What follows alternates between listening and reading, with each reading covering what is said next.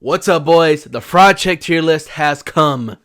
I got about like 45 fights that I can remember off the top of my head. Fraud checks in recent memory. And man, boys, grab a snack, grab a drink, grab your fucking Benjamin, dude. Grab your muha, refill your flour. This is gonna be a long one. If you don't know what a fraud check is, I don't want to explain it. MMA fans, you know what a fraud check is. I'm gonna go through of the best or the biggest fraud checks in recent memory off the top of my head that I can remember. And yeah, let's get straight into it. The first fraud check that I can remember. These fights are not going to be in order or chronological in terms of the years. This happened a year ago, I think. Yeah, a year ago. Sean Strickland versus Abus Magomedov. Sean Strickland fraud checks Abus Magomedov. I mean, for some reason, Abus Magomedov got a first round fast TK over some bum, and then they're just like, hey, there's a shitty Apex card we need a main event for. Let's just throw him in there against Strickland. And again, a disgraceful fight. I mean, this is when the UFC was put. I think it's the same year they threw Alistakrov in there with Robert Whittaker. So they UFC last year they had like some of the dumbest like short notice matchups when they just chose a Dagestani and just threw him out there. They knew Abus was from Dagestan and they just fucking threw him in there with Sean Strickland. They're just trying to get these guys right into the top 10, right into the top 5. Disgraceful. Honestly, Dana White, disgraceful. This matchmaking of a fight, disgraceful. Sean Strickland stops Abus Magomedov in round 2. Huge fraud check because, man, people are like, well, Abus Magomedov can win, man. He had a fast TKO and he has great striking. I think he could get Strickland out of there in the first round. Fuck no. Abus gassed out in the second round. Abus Magomedov did great in the first round. He was just dependent on getting Strickland out of there. Again, this guy got sent back to the lobby in round 2. But he went out there in round 1 thinking that he was going to knock out Strickland in round 1. He did have some success. Obviously, he won the round. High area, high output, landing good kicks. I think took Strickland down for like a few seconds. I mean, he was really mixing it up. But, dude, no awareness of his gas tank, bro. This guy gassed out worse than Shamil Gaziev, dog. It is bad. It was bad. And I was there watching this Apex event just yelling, beat him the fuck up, Strickland. As Strickland was on top of him in round 2, just landing that ground and pound after Abus quit. But yeah, huge fraud check.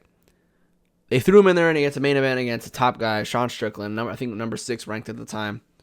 For me, if I had to rank this, it'd be S tier. Just the way that people were saying that maybe Abus has a chance, man. Abus looks really good. Like the live odds swinging towards Abus.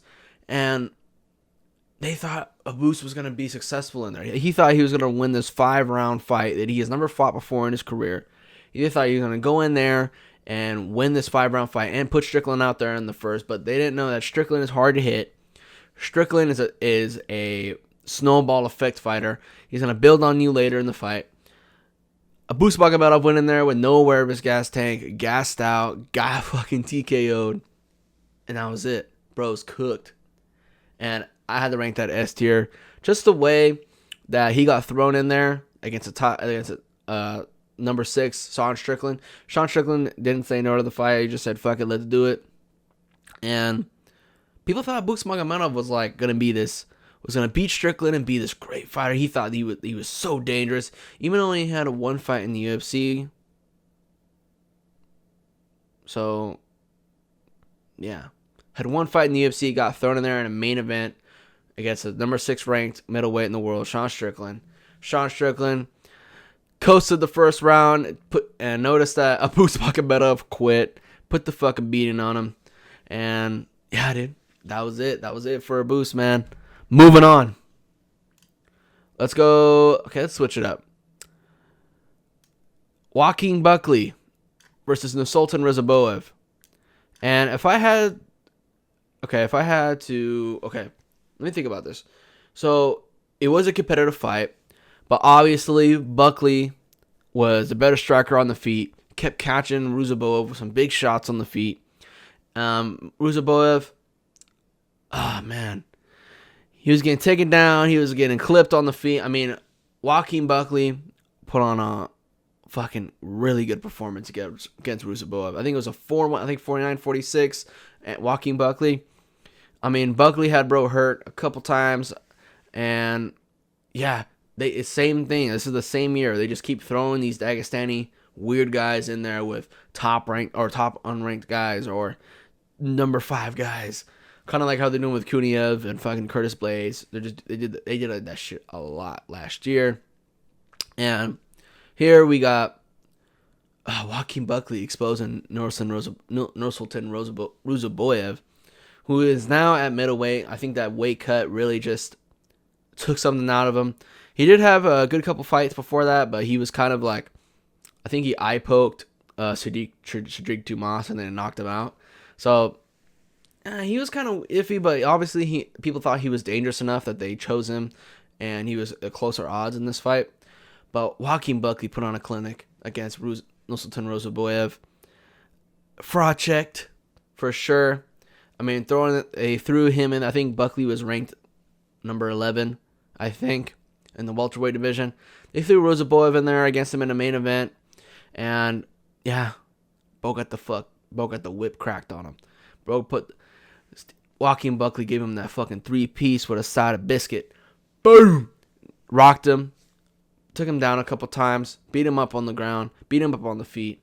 Overall, great performance from Joaquin Buckley. Fraud Nursultan Ruzaboev, man. And if I had to rank this one, honestly, I mean, Joaquin Buckley is at the top of the division, yeah. And Ruzaboev did move up to middleweight after that. So if anything, really, I mean, he didn't have that much hype behind him. So I'm going to go with C tier for Joaquin Buckley and Nursultan Ruzaboev. Not just because that Joaquin Buckley is now, or recently just lost against Kamaru Usman, but clearly going to be a future top 5 guy or a future champion in the future. So it's not as bad, as a Bo Nickal. But yeah, a C tier rank for me. Moving on. Let's go. Okay. Nicholas Dalby versus Gabriel Bonfim. So this is when the Bonfim brothers had some hype. I mean, Ishmael Bonfim lost his fight right after he got I think the flying knee against Terrence McKinney. But still, Gabriel Bonfim had some hype because the Bonfim brothers are supposed to be they're brothers in UFC and they're getting finishes. They're dangerous. Gabriel Bonfim quit and just fucking wilted in the second round, dude. He was done. I think it was the second or the third round. Pretty sure it was the second round, but Nicholas Dalby just smothered him, pressured him. Gabriel Bonfim obviously thought he was going to get that shit out of there in the first round, probably by submission. But Nicholas Dalby put the pace on him. Nicholas Dalby invested in the body, invested in with the knees. And Gabriel Bonfim, man, he straight up just wilted and quit. I mean, the Bonfim brothers Ishmael, even though he did lose his fight, Gabriel did have some steam behind him, man. But Gabriel Bonfim exposed by Nicholas Dalby. I mean, Nicholas Dalby, he is kind of a welterweight journeyman and kind of like a gatekeeper of the unranked. So it's kind of like, it's bad because it is Nicholas Dalby. This man can't hurt a fly, but all of a sudden makes you quit and just knocks you out on the ground, knees you in the face, and you go out and you just lay there in the fetal position while you're getting your shit beat out of you. Nicholas Dalby, man. Gabriel Bonfim exposed. He did have some steam behind him, like amongst the hardcore MMA fans. But still, if I had to rank this, oh man, I'm gonna go. Well, in terms of the hype, in terms of people thinking that he was gonna beat Dalby, I'm gonna go B tier. Not enough hype, I think. Not enough hype to justify it to be an S tier or that much of an Well, it was an embarrassing loss. I'm going to go A tier.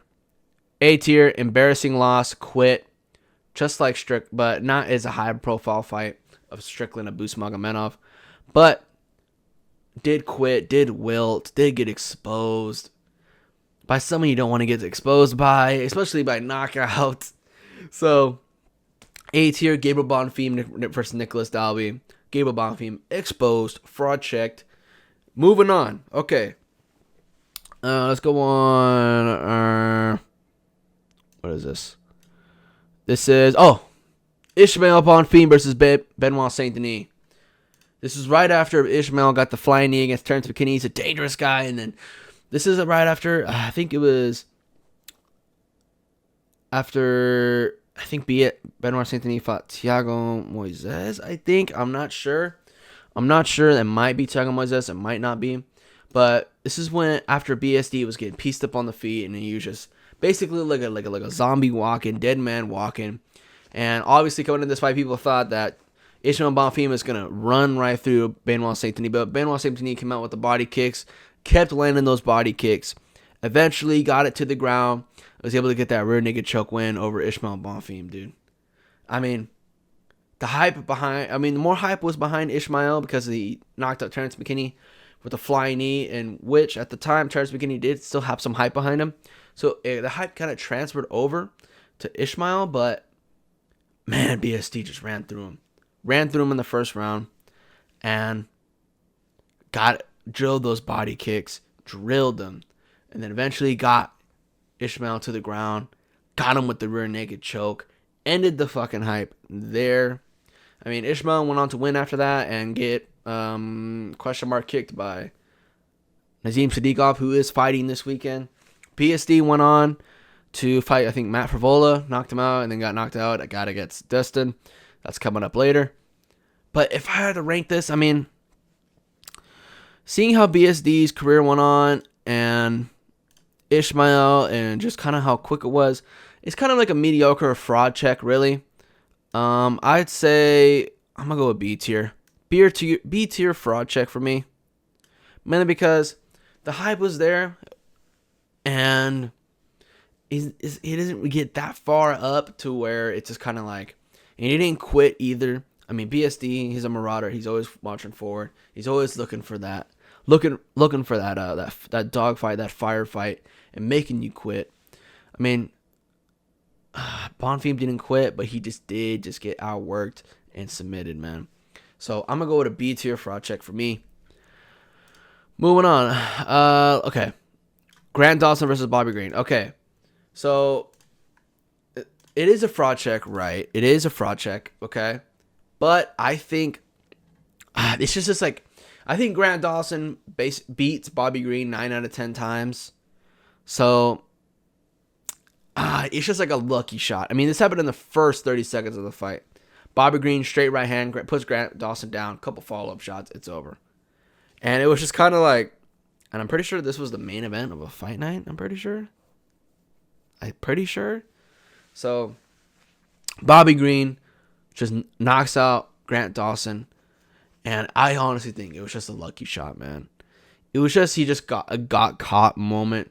Not necessarily that Grant Dawson's bad, but it's just like a got caught moment. So, that's basically all I have to say about this. I mean, Grant Dawson, people saw the grappling. The odds were in his favor over Bobby Green. But Bobby Green was just able to catch him. And this doesn't really show like Bobby Green is levels above and Grant Dawson's just not that good. I think that it was just like a got caught moment. I think Grant Dawson beats Bobby Green 9 out of 10 times. So honestly, if I had to rank this fraud check, dude, oh man. Still I'm gonna go B tier because again, Grant Dawson does beat Bobby Green 9 out of 10 times. And again, it's just a got caught moment to where it's not like we didn't get to really see the fight play out whatsoever. So, and Bobby Green after this, we just went to get knocked out by Jalen Turner. So it didn't go well for Bobby Green after this, getting into the top 10 of lightweight. So, and Grant Dawson, he's on the come up now. And it's just like a bad moment in his career, just getting caught moment in his career. So I have to rank it at B tier for me. Next up, let's go. Let's see. Bo Nickal getting fraud checked against Rainer the Ritter.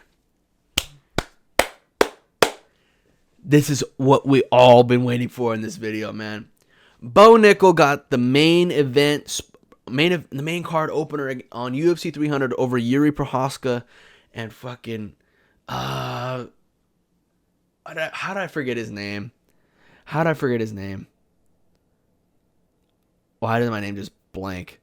I can't even think of his name. I know exactly who he is, but I just can't think of the name. I just blanked out. But Bo Nickal got the UFC 300 spot over Yuri Prochazka against Alexander Rakic. Okay. I don't know why that blanked out. He got the main event spot over Yuri Prochazka and Alexander Rakic, dude. This guy was the main card opener against Cody Bummage, dude. They tried putting this dude out there to the UFC boomer wrestling dad audience, and it's just, bro, we hated that shit. I hated that shit. I hated Bo Nickal, and this dude was just so fucking annoying. I mean, honestly, dude, I think I submit Hamzat. I think when he gets in the deeper rounds and we just have a huge dogfight, that he's just gonna really see I'm just a better wrestler than him. I think I take him down.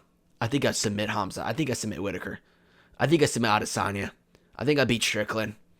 This guy talks so much shit, and he had all the yes men around him on his podcast just sucking his dick, and it was so annoying.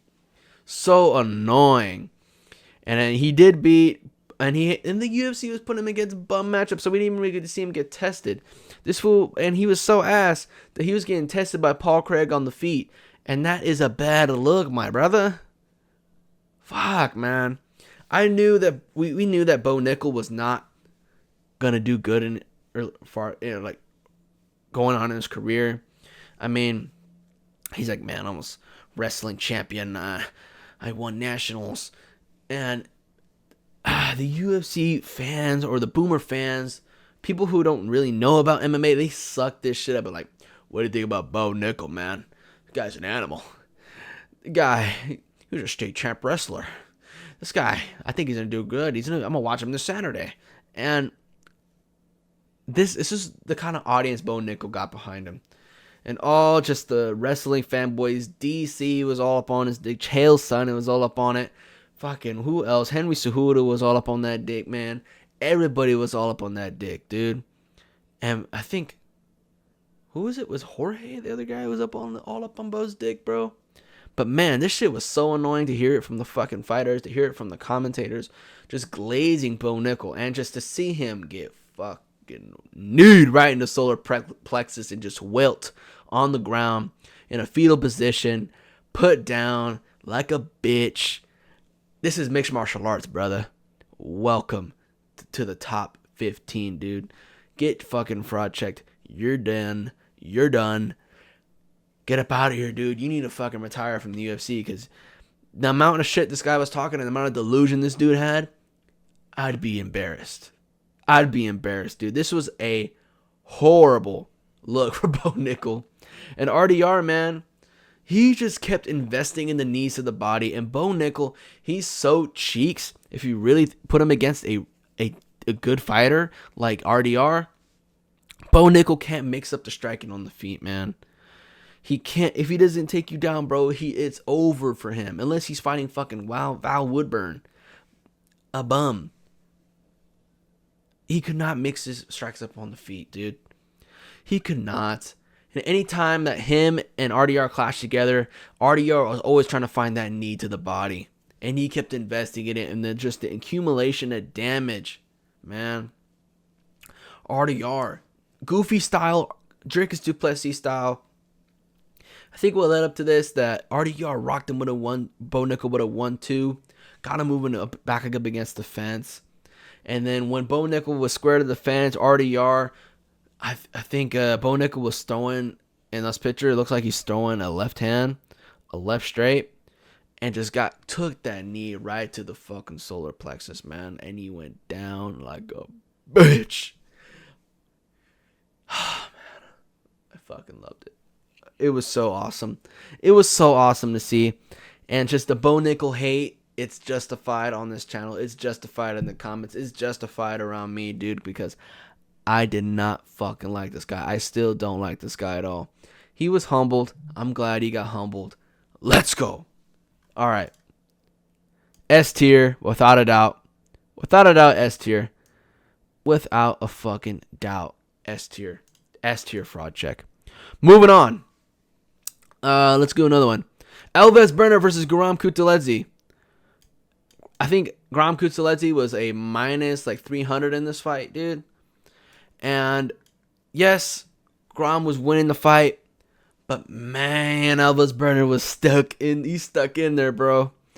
This one, Elvis Brenner had the long fucking had the hair like mine, the spiky hair with the bleached spiky hair, and he kept coming at Guram Kutulidze, bro. Late in the third round, hurts Kutulidze, I think, on the feet with the hands. And then gets Guram against the fence, gets him with a body shot. Guram crumbles, dude. He crumbles. And I remember watching this live, I was like, holy fucking shit. Holy shit. Because Guram was like a minus 300 favorite coming into this fight. And he got stopped in the very last round. Elvis Brenner body shot. This is when the Elvis Brenner hype started, man. I was there for the Elvis Brenner like coming, even though it was short before he lost to fucking Mytek Orobot. It was short, but dude, I was so hyped up on Elvis Brenner after this, and seeing him knock that, I forgot who the fuck he knocked out after that. It was some bum. I don't really remember his name, but he knocked him out with an overhand after that. But it's the start of the Elvis Brenner hype. If they're hardcore MMA fans, you know Elvis Brenner after he beat Guram had some hype behind him, had some motion behind him. Elvis Brenner, I don't think he's done in his career. Guram Kutulidze came in as a big favorite in this fight. And just the way this happened, for a dogfight and for Guram to go down in the third like this, dude, I gotta rank this shit like at. Honestly, it's not such a high-profile fight, but still, bro. A-tier fraud check. A-tier fraud check, bro. People thought Guram was nasty, man, but Elvis Brenner is a fucking dog. That shoot-a-box dog, baby. Fuck yeah, dude. I got so hyped watching that shit. Crazy. Guram came in a big favorite. Everybody thought he was going to win. Everybody picked him to win. Elvis Brenner dogged it out. Body shot it against the cage in the third. Puts him down. Makes him quit. And Elvis Brenner, the hype train started, baby. Let's go. Okay. That's an A tier for me. A tier for me. Even though as much as I loved it, it's an A tier for me. Okay. Let's move on. Let's go. Robert Whittaker versus Ikram Alaskarov. This is gonna be an S. Okay. I don't want to spoil it, but this is gonna be an S tier, baby, because people thought that the odds were so close, man. It was almost even. The odds were almost even. People thought that Ikram was really gonna beat Robert Whittaker. This unranked guy who beat up oh my god, it's the fucking Brazilian middleweight. I already forgot his name. I'm bad with names. But if I was able to see a picture of him, but I would remember his name. But he knocked out some dude who is mediocre in the middleweight division. I fucking forgot his name. So when he's landing flying knees up against the fence, just constant long combinations, going for the finish, gets a KO. And Hamza Chimaev pulls out against Robert Whittaker. UFC Fight Night, Saudi Arabia. Who did they call up? Ikram Alaskarov. People were like, I don't know, man. Ikram Alaskarov, bro. He's really good. I think he's going to beat Whittaker, man. The whole, okay, and I'm going to say everybody, but at least half of the MMA UFC scene was picking Ikram to win. They were picking Ikram to win. This guy who's never fought a ranked fighter in the UFC in his life. Again, this was 2024, where they were giving every Dagestani dude a fucking high shot fight up the top of the rankings, dude. So it's the same year they gave Umar a number one contender spot against Corey Sandhagen. They try to do the same thing here. short notice, you know. Okay, in benefit of the doubt, it was short notice and they needed a replacement. But again, throwing Ikram in there against Robert Whitaker, I think it was ranked number 3, I think right now at the time, number 4. Them throwing him in there against Robert Whitaker and people having the audacity to fucking pick this guy, man. The audacity to pick this guy. The audacity to pick Ikram Alaskarov to beat Robert Whitaker. And it was just apparent. And this happened so quick in the beginning of the fight. The knockout. I mean, Robert Whitaker, every time he would feint in with the jab, Ikram would always lift his leg up. Like, I don't know what the defense was for, but he would always lift his leg up. But Robert Whitaker picked up on that. Kind of feinted and then went in for a jab to the body and a 2 straight to the dome. Rocks Ikram. Stumbles Ikram back. Robert Whitaker goes with a 1-2 head kick. Like fucking Ikram like goes down a little bit, gets back up against the fence. And then Robert Whitaker with that championship experience times that rear-handed uppercut right on the chin of Ikram, puts him down bad, finishes him. Bobby Knuckles, baby, let's go. That shit was hype as fuck. Hype as fuck. Fraud checked, yes. The fact that people were making the odds closer than you guys would think. I mean, I think it was like Robert Whitaker was like a minus 150 favorite. It was still like a close fight when it came to the odds. But people thought really Ikram was going to win, dude. That Dagestani privilege shit, fuck that shit, bro. That shit don't work no more, dog. We got my boy Bobby Knuckles representing out here for the Western fighters, baby. Let's go. So, yeah. Robert Whitaker, Ikram Alaskarov, infinite S tier. All S tier automatically. Moving on. Let's go. Anthony Hernandez versus Michel Pereira. Michel Pereira, I mean, Anthony Hernandez didn't get the finish, which is underwhelming, but Michel Pereira, bro, he just fucking gassed out after round 1. No, he gassed out like immediately. Like Michel Pereira, he had a lot of hype going up to middleweight, dude. I think his first fight at middleweight, he knocked Petrosky out with a 1-2 down the pipe, and he had hype coming in, and then who did he submit infinitely? Was it like it's the Ukrainian guy? Fuck. Ukrainian middleweight. Forgot his name, dude. Shit, I'm bad with names when it comes to being on the spot. But he was able to submit him out cold. And I think he beat another guy too.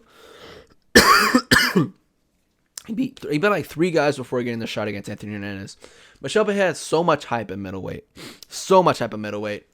And he already had hype before being welterweight. He was supposed to fight Stephen Wonderboy Thompson, but he missed weight.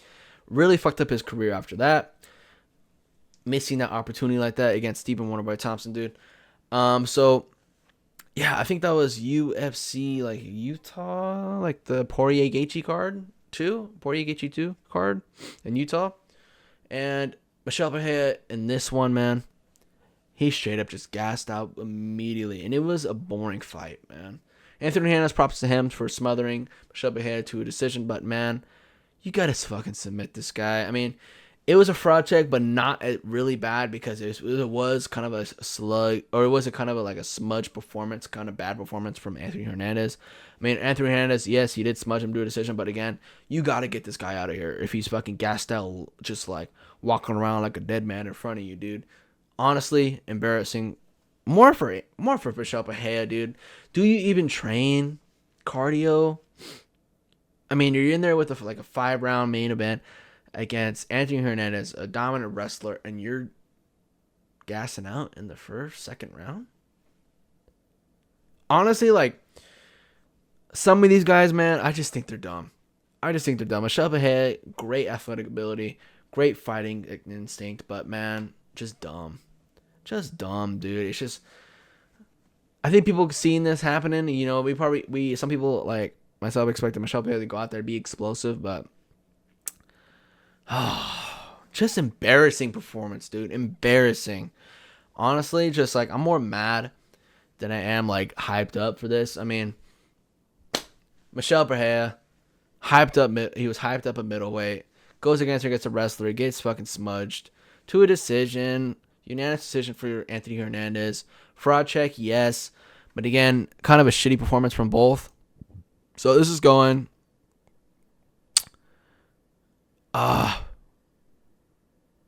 It's going to the D tier, dude. Because bad performance from both, but again, more of Michel Barrera because he's the one who got fraud check, who had the hype behind him. But it was such a shit fight to where I don't really have any... I didn't really, like, hit me as hard. I was just kind of like, oh, okay.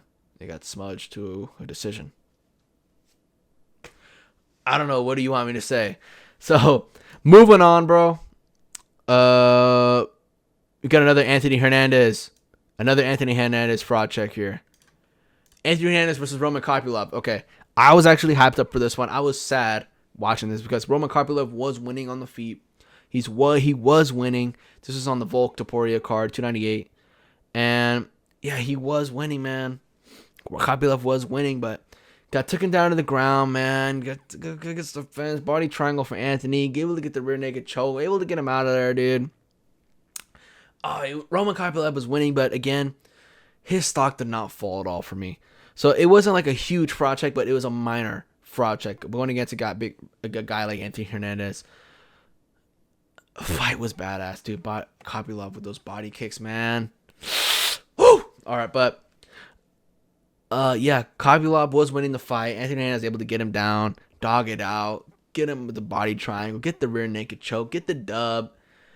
It all happened so fast, too. And it didn't okay, it raised the stock for Anthony Hernandez for me. Anthony Hernandez still kind of undefeated. I think undefeated still. Shit, I haven't heard of Anthony Hernandez in a while. Fuck.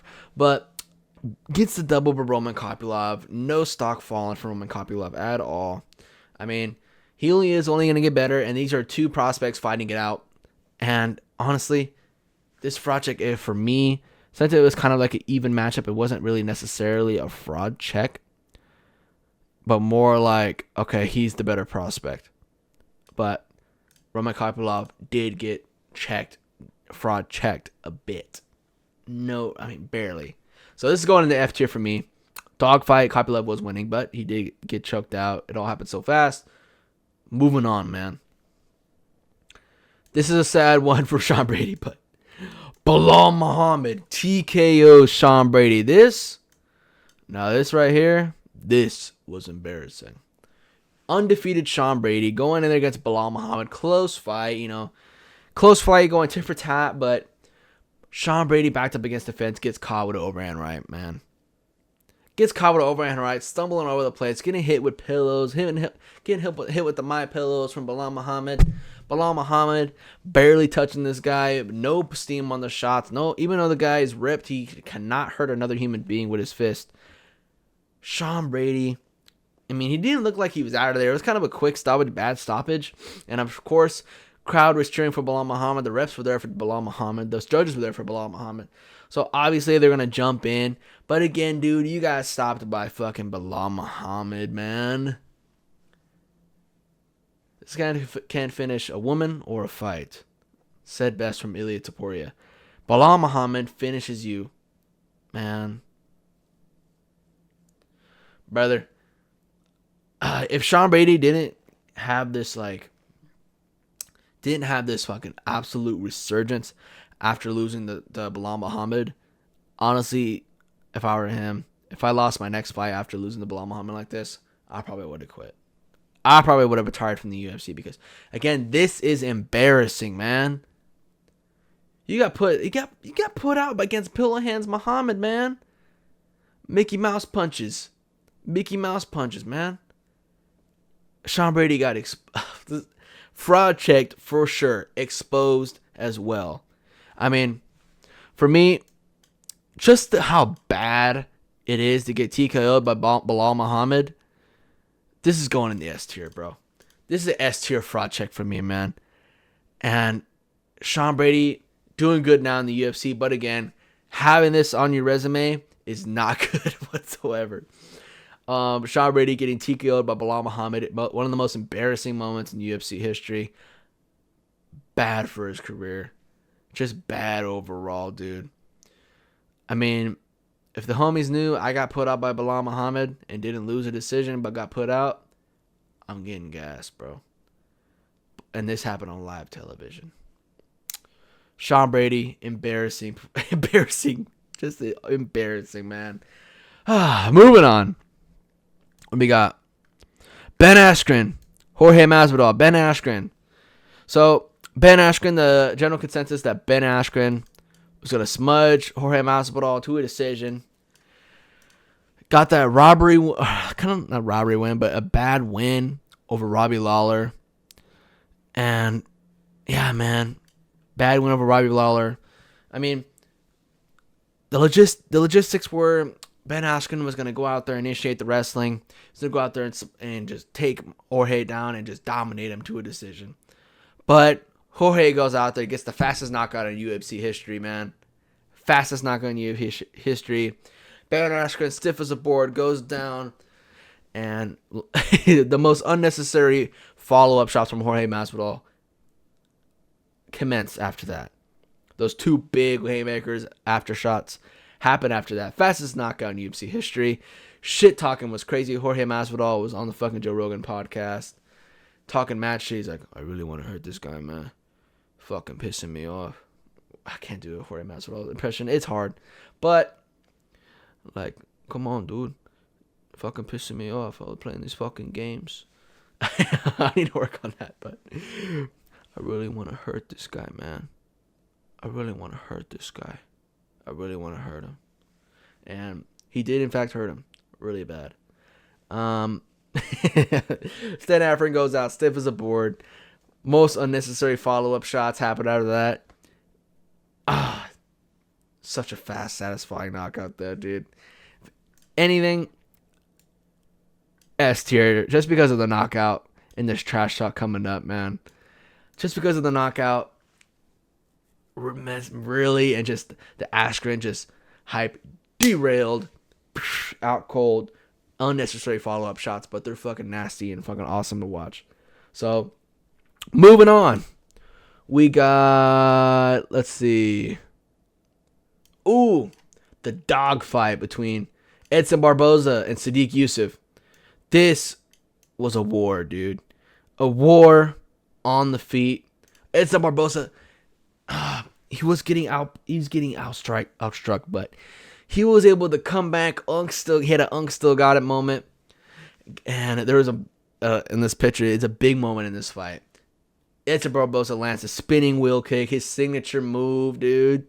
Sadiq Yusuff gets all Kevin Lee, like wobbly leg, like looking around all crazy, wide-eyed. And, dude, this was a crazy-ass fight. Crazy fight, dog fight. Edson Barboza able to edge it out against the prospect, dude. I think Sadiq Yusuff was ranked number 11, I think. Number 11, number 13. Fighting for, like, Barboza's, like, number 10 spot, maybe. But, yeah, absolute dogfight. Edson Barboza was able to come back and put on a solid show, dude. Put on an absolute dogfight with Sadiq Yusuff. Able to edge it out. And these guys are kind of like on the same level as each other. I mean, Sadiq Yusuff did not have the best career going on after this. I think he got knocked out by Diego Lopez after this, I think. But, yeah, absolute dogfight between Edson Barboza and Sadiq Yusuff. Edson Barboza stops him in his tracks. And yeah, dude, if anything, it's an absolute awesome fight. But again, it was a kind of a tit for tat battle. Edson Barboza was able to edge it out, though. It was such a close fight for me.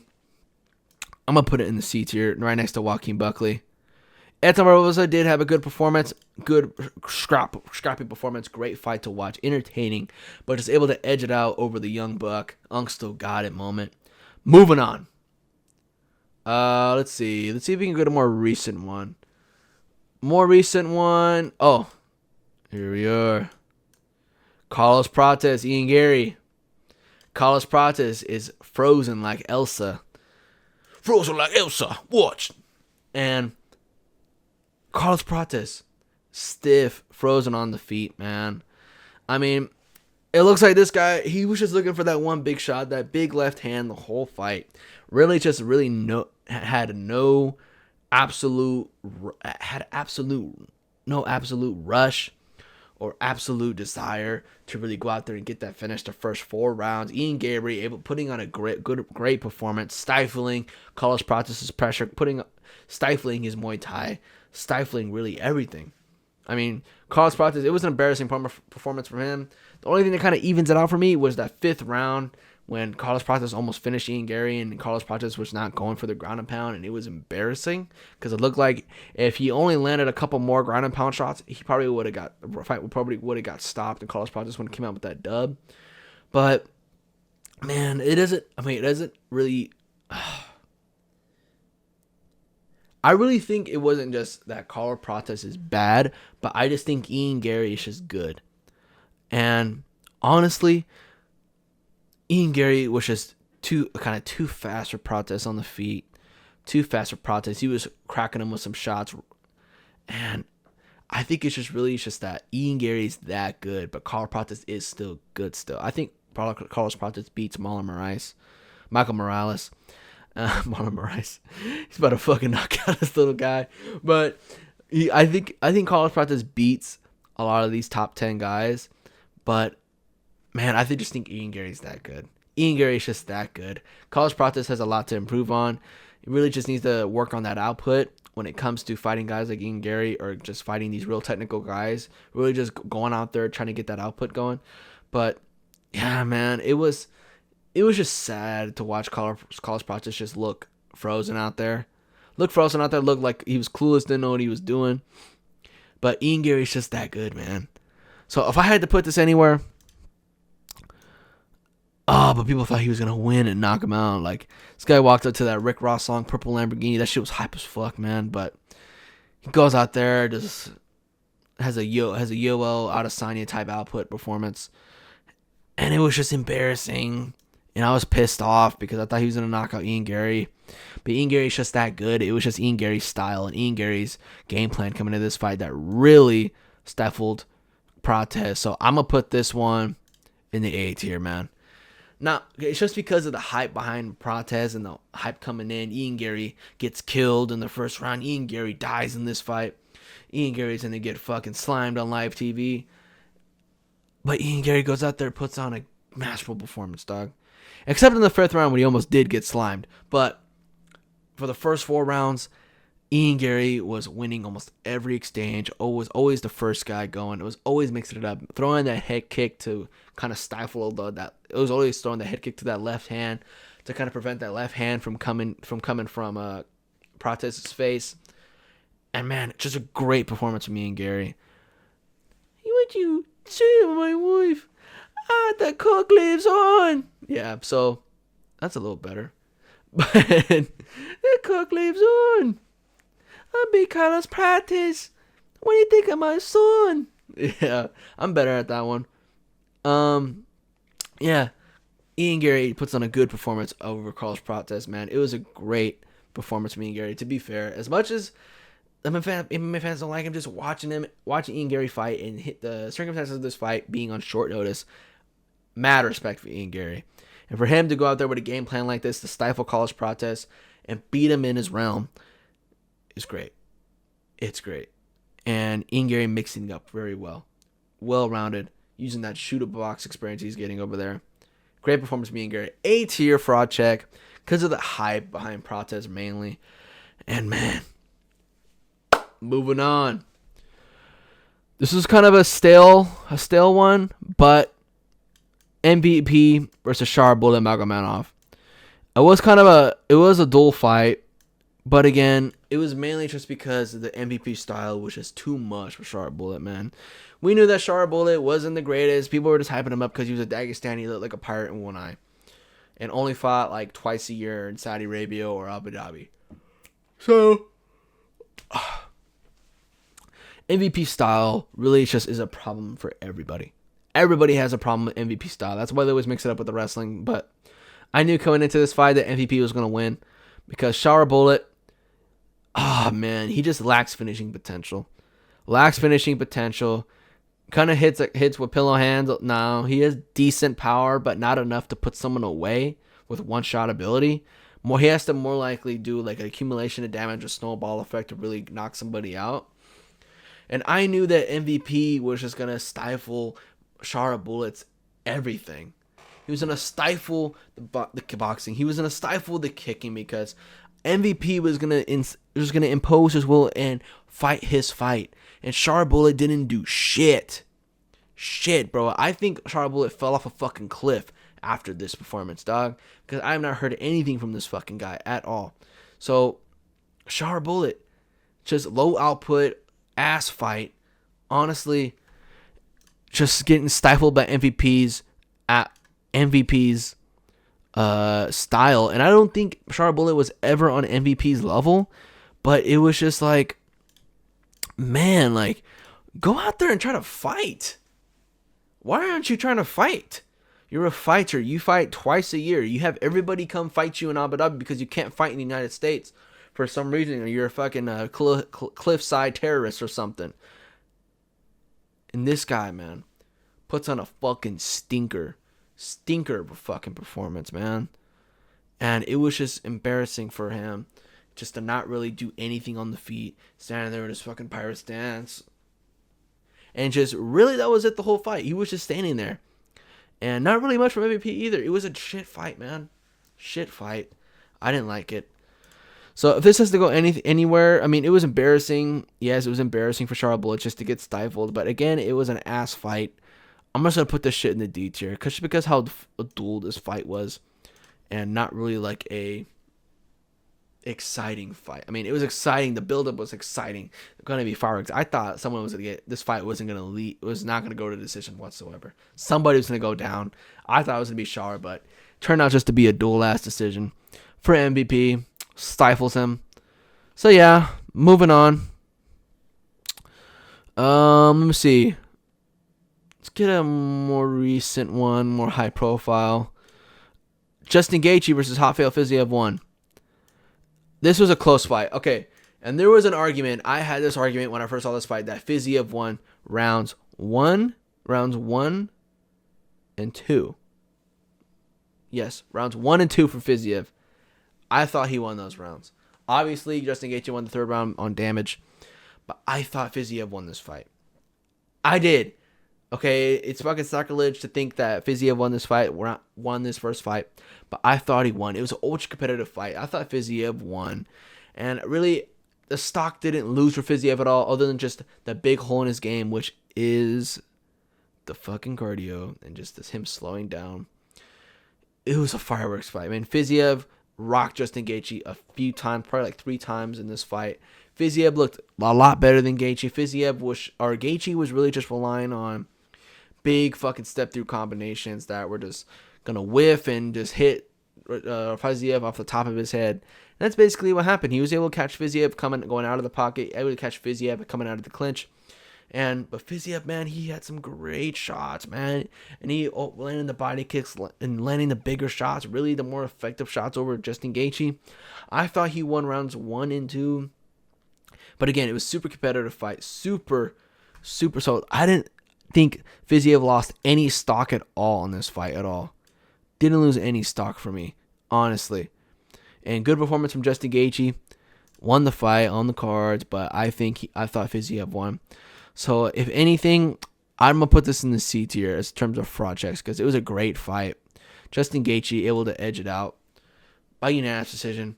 But Fiziev, I thought he won at the time. So moving on.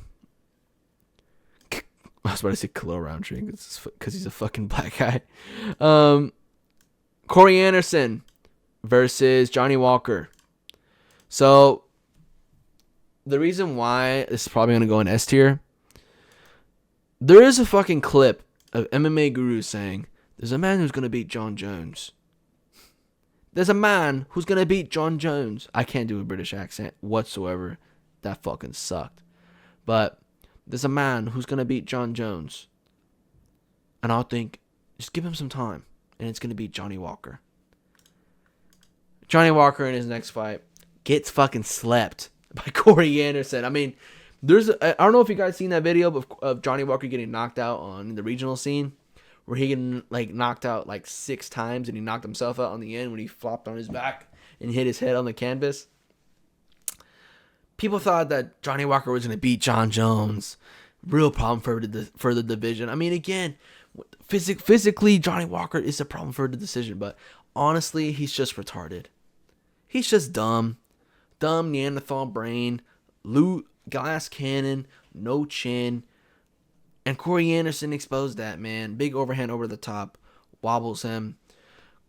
I think Johnny Walker shot for a takedown. Corey Anderson stands him back up. Like, lands on him on the feet. Gets him against the fence. Lands a few more punches against the cage. Fight gets stopped. It looked like Johnny Walker, like he wasn't going to really... you wouldn't think after that he was going to be very chinny as he became. But, man, people thought this guy was going to beat John Jones. There was the fucking hype, dude. They thought he was going to beat John Jones and he was going to beat everybody in the top 5. And just wait till he fights John Jones. It's a real problem for John Jones. This fucking guy, man. Johnny Walker. Okay, the fact that people thought he was going to beat John Jones and he was going to be that good, and for him to Corey Anderson, ranked number 7, just to stop him with an overhand right and expose his big problem, which is his chin. And even though Johnny Walker is wild and has very, very crazy way of fighting, his chin is the number one problem. Number one problem. And Corey Anderson exposed that. Big, huge fraud check at the time. People were going fucking crazy when this shit happened. This is definitely going in the S tier. Johnny Walker versus Corey Anderson. Corey Anderson rocks him, put him away. The John Jones versus Johnny Walker hype is over. Johnny Walker will, in fact, not beat John Jones because he just got knocked out by the number 7 ranked light heavyweight. And, yeah, dude, fucking crazy. People thought he was going to... Give him enough time. He will beat John Jones. No. So, we found that out really quick. But, moving on. Oh my goodness. Oh my god, man. Neil Magny versus Mike Mallet in Canada. Holy shit. Obviously, Mike Mallet was winning the fight, okay? Again, gets too excited. Might have more than he could chew, man. Magny able to get top mount. Mallet too gassed to get up. Just can't get up, man. He just had to survive like a minute more to make it to the decision and for him to get his hand raised. But bro straight up quit, man. The Canadian special quit on the ground, get beat by some guy you're not supposed to get beat by. Yeah, Soy Boy Canadian goes down. Oh my god, Neil Magny in top mount. I remember watching this live. Neil Magny getting top mount. I was like, oh shit, okay. I mean, Neil Magny is a terrible fighter. He is a terrible fighter. Mike Mallet was winning this whole fight. On the scorecards, of course. He was winning this whole fight. And, man, he just gassed out, dude. He just gassed out. And straight up quit, man. He quit. I mean, this is honestly the most embarrassing thing.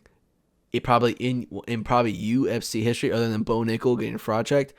This is the most embarrassing thing in UFC history. Getting TKO'd by Neil Magny.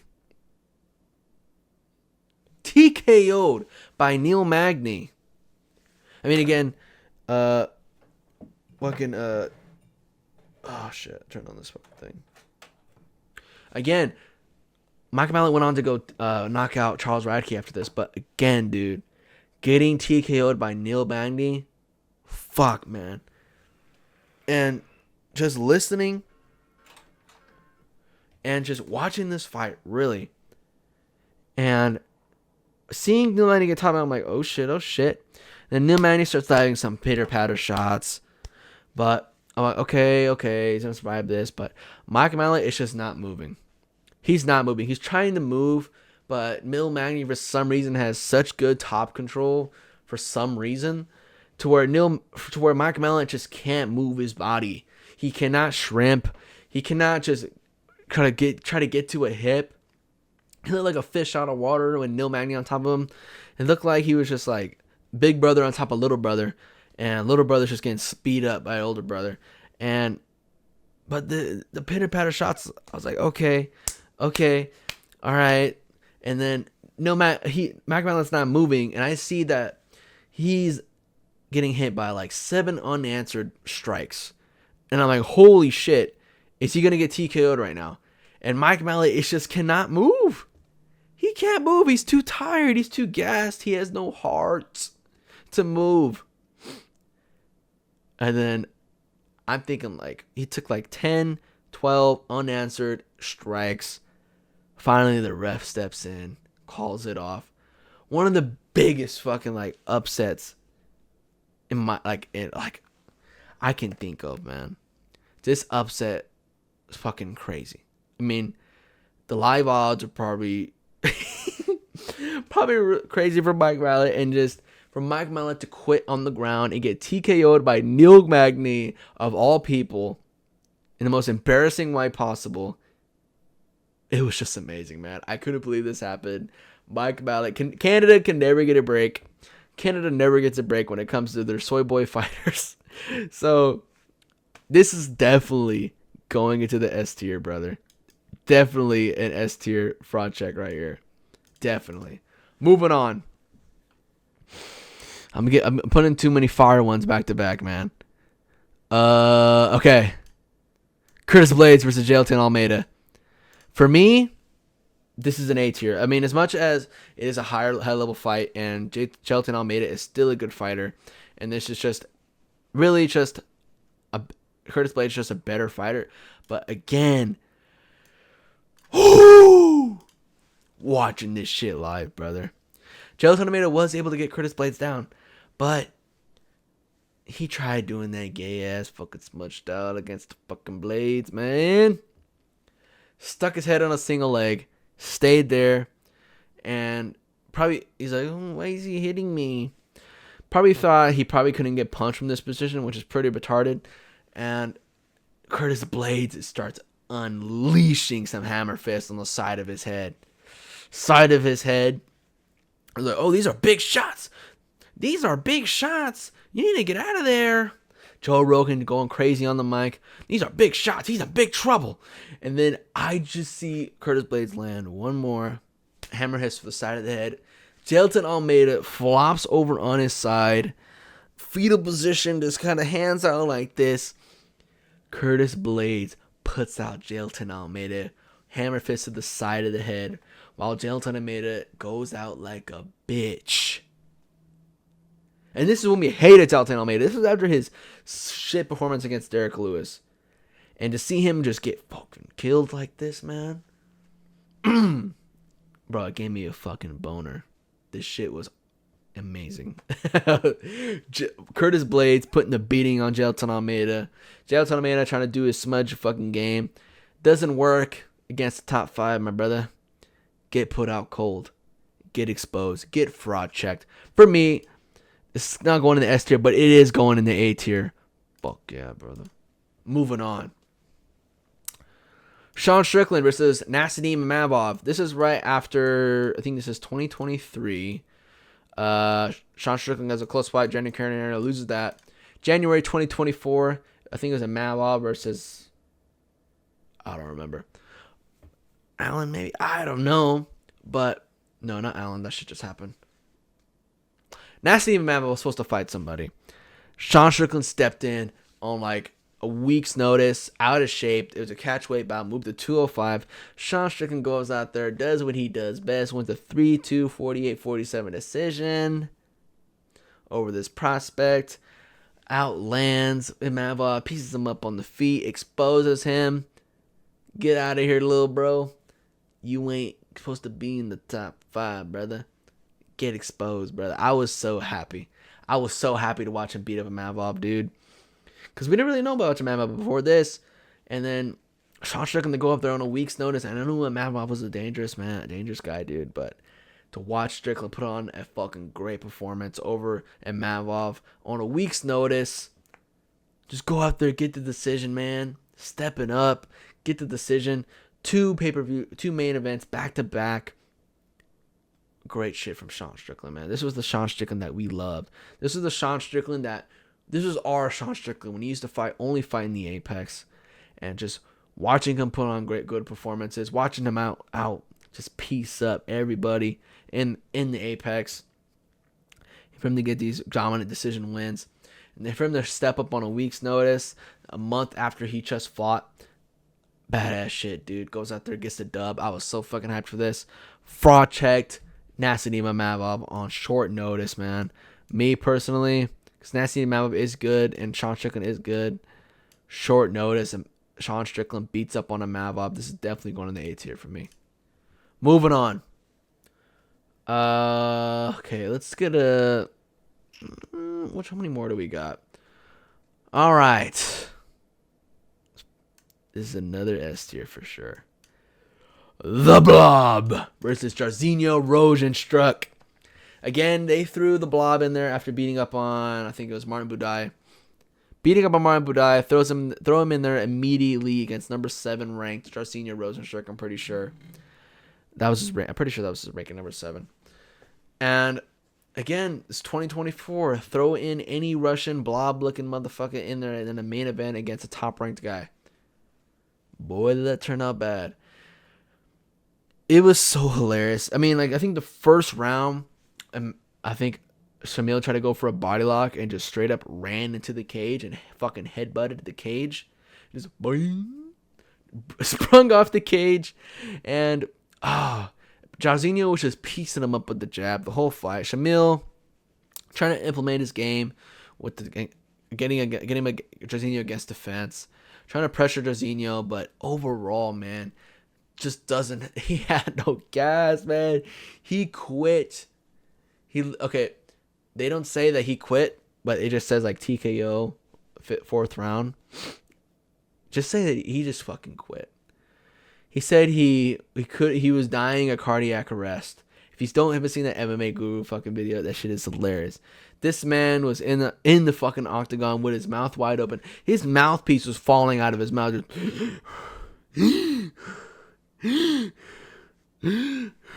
Mouth wide open. His fucking mouthpiece was about to fall out of his mouth. Just how gassed this dude was. And right after the 4th round, he straight up just quit on the stool. He said he couldn't continue. It wasn't like he was severely damaged, like he broke his rib or he got a broken nose or broke something in his body. He just quit because he was tired. What in a more embarrassing way to lose a fight? You quit because you're tired. You're a UFC fighter. You're in a main event and you take the easy way out saying your vision's getting blurry. You're going to have cardiac arrest. You're going to have a heart attack because you can't go 5 rounds. And this wasn't even like a high output fight, bro. And Shamil Gaziev gassed the fuck out. Gassed out bad. I mean, it was hilarious to watch. Hilarious to see the BLOB just blob to the max, which is lose the cardiac arrest mid-fight and basically quit on the stool saying your eyes get blurred because you're about to have a stroke.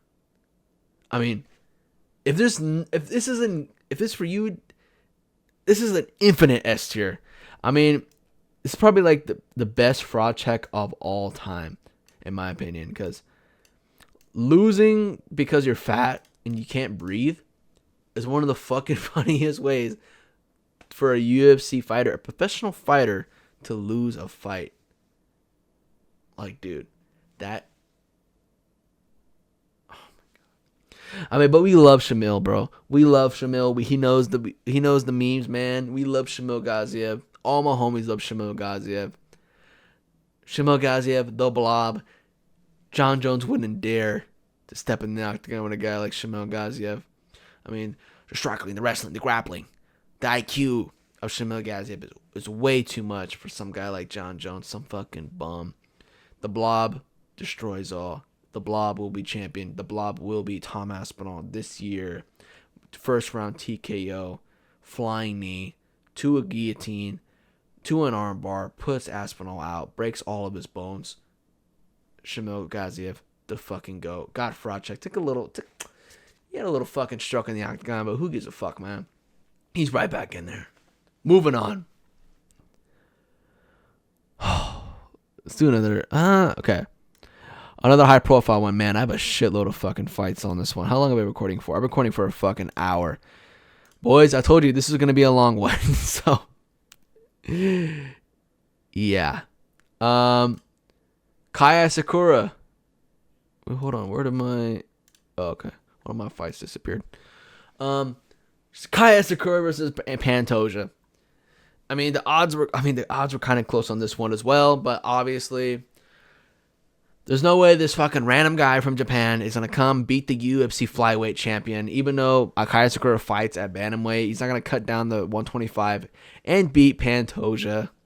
We knew this wasn't going to happen. We knew that Pantoja was going to probably get a submission win, but there was some people out there like, what if Kaya Sakura gets a flying knee KO? I mean, if you really think about it, man, I think Kaya Sakura has the better striking. I think he can keep Pantoja from taking him down. I think Kaya Sakura has a real chance. Hell no. After landing one great flying knee, thigh to the chin on Pantoja, granite chin, just not gonna get fucking knocked out by some wimpy ass fucking Japanese boy. And I mean, Pantoja was winning exchanges on the feet. He was winning exchanges on the feet. He would step through two with the rear leg body kick right to the stomach. And Pantoja rocked Asakura in the first round, going in for his first takedown. Overhand into a double. He rocked Kaya Sakura. So it's just from early on in the fight, even though Kaya Sakura did have that really cool moment with the flying knee, he was, after seeing him get rocked by Pantoja early on in the fight, even Pantoja didn't even know that he rocked him. He just kind of threw his arm out there to kind of fake out the overhand into a takedown, and he rocked Asakura, and Asakura sunk a little bit. And he got saved by Pantoja going for the shot and holding his ass up. And honestly, I mean, if it wasn't, it wouldn't be a bad fraud check. It wouldn't be a bad fraud check if people weren't hyping him up the way they were. I mean, they brought this guy out of Japan, and they threw him in there immediately for a title shot. I mean, every time they do this shit, obviously, every time the fucking dude from the foreign organization's getting beat, every time this happened in the UFC, they lost. So, but people were hyping him up, man. And Pantoja, like, people sleep on Pantoja, dog. Pantoja is so fucking good. He is so good. And people just slept on him bad. Slept on him hard. They thought Asakura was going to get the dub, but even though it was a very little amount of people, the amount of hype behind Asakura coming in this fight was huge. And the amount of attention that he was getting, I mean, obviously he is coming in from a foreign organization, coming from Ryzen. And Kaya Sakura, man, he was not coming off like in some huge win streak in Ryzen. He was winning and losing some, and then just came to the UFC finally. But man, and this guy dropped off a fucking cliff. He hasn't fought since then. So, yeah, I think this was December of last year. So December 2024, Kaya Sakura versus Pantoja. Pantoja outstrikes him on the feet, rocks him on the feet, takes his ass down, chokes him out. I mean, Pantoja, absolute animal. Kaya Sakura, just mismatch, bro. Mismatch. But again, wasn't that really high profile, though? I mean, it was the highest profile. It was a championship fight. But it was just that, like, Pantoja is so good, though. So it's kind of like you can't really expect not many people expected Asakura to win. There were some crazies out there that did. But for me, that goes in the B tier. But again, the UFC did make this, bro. They because the flyweight division is so boring. They don't want to give Makayev a title shot, so they just threw this fucking guy in there to get sacrificed by Pantoja. And it wasn't a shitload of hype for this fight, not really, but yeah, and people thought that Pantoja was going to win anyways, because no one ever wins coming from a foreign organization to the UFC in a championship fight. No one comes over in a championship fight and wins. And there wasn't that much hype behind Asakura. There was some people, because Asakura does have some crazy KOs, and they had soccer kicks and fucking soccer kicks. Did MMA Guru pick Asakura? Did he? If so, that's embarrassing. But for me, B tier, because I knew Pantoja was going to win. I knew Pantoja is just the best flyweight in the world. Obviously, Pantoja is not going to get beat by this fucking random Japanese dude, and I'm not going to believe in all the hype behind him. Even though I didn't really see much of it, that goes in the B tier for me, even though it's a championship fight. Let's go. All right. Gregory Rodriguez versus Jared Cannonier. Gregory Rodriguez was winning this fight in the early rounds. He did drop Jared Cannonier early on, but Jared Cannonier, he still got it. He came back later on and was able to drop Gregory Rodriguez with the body shot, I believe, against the cage, I think in the 4th round. And dude, this fight was fireworks as well. Great fight. And I just think but people thought Gregory was going to win. But again, it's not really that high profile of a fight. It is high profile, but not as much as the championship fight. But Jared Cannonier was able to come back. Unk still got it moment. Able to put Gregory Rodriguez away. And yeah, it was a badass fight, dude. But Gregory Rodriguez, he didn't have fucking Bo Nickal hype behind him. To where, yeah, people thought that Jared Cannonier was going to win, but people thought he was done. So honestly, I'm going to put this in A tier because there was a lot of people that thought that Gregory Rodriguez was going to win. He was going to beat up on old Jared Cannonier because this is after Jared Cannonier got that terrible stoppage to fucking Mavov. I know. I think it was Mavov and then Braho. And then after the Braho fight, this is when this fight got made. And yeah, dude. And then they try to say that Unk don't got it no more. Unk don't got Gregory Rodriguez is going to smoke through him. Robocops going to go right through him. Who is the stiffest fucking fighter of all time. Just stands straight up like a fucking wood board. And yeah, Jared Cannonier able to come back, put him away in the 4th. Awesome. Entertaining. Great. A lot of people counted him out. Jared Cannonier, Killer Gorilla, Vanilla Black Gorilla. The Killer Gorilla gets it done. A tier for me because of the amount of people that counted him out and the comeback. Really just to sit Gregory Rodriguez out. But again, Gregory Rodriguez didn't get that much hype.